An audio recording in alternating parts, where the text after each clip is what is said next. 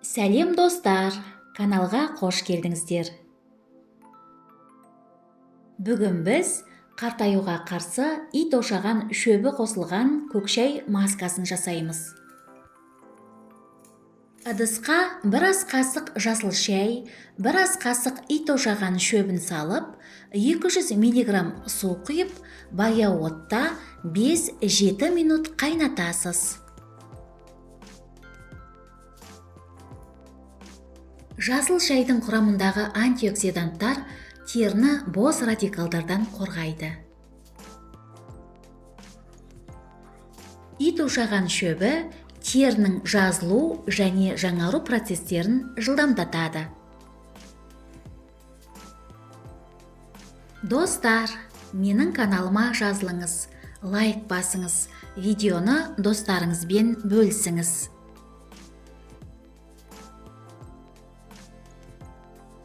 Дайын болған қоспаны суытып, електен өткізіп аламыз. Ит ошаған шөбі теріні тазартады және ылғалдандырып, серпімділік пен қаттылықты арттырады. Оны тегіс жібектей етеді, бет түсін жақсартады, жұқа әжімдерді тегістейді.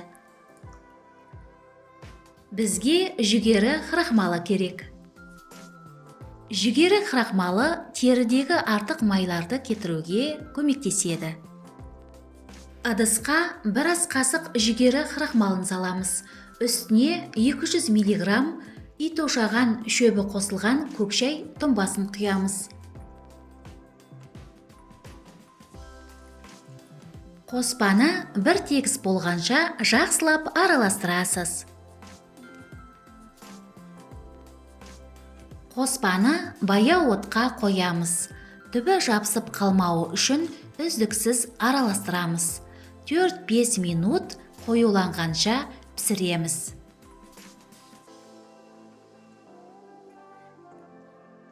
Маска негізін бөлме температурасында суытып аламыз.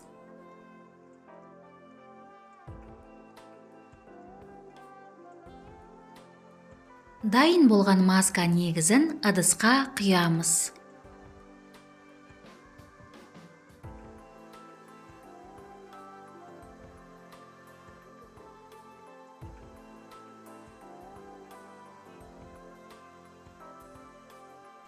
Бізге кокос майы керек.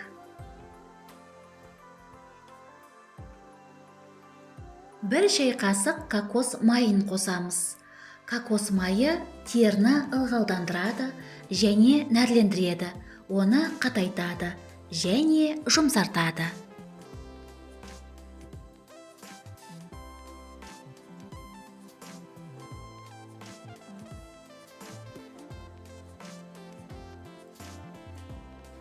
Бізге алоэ вера гелі керек. Бір шай қасық алоэ вера гелін қосамыз. Алоэ вера гелі теріні ылғалдандырады және тері серпімділігін сақтауға көмектеседі және теріні қалпына келтіреді. Дайын болған масканы шыны ыдысқа құйып, тоңазытқышта 10 күн бойы сақтай аласыз. Масканы бет, мойын және декольте терісіне жағып 20 минутқа қалдырыңыз. Содан кейін қалған масканы жылы сумен шайыңыз.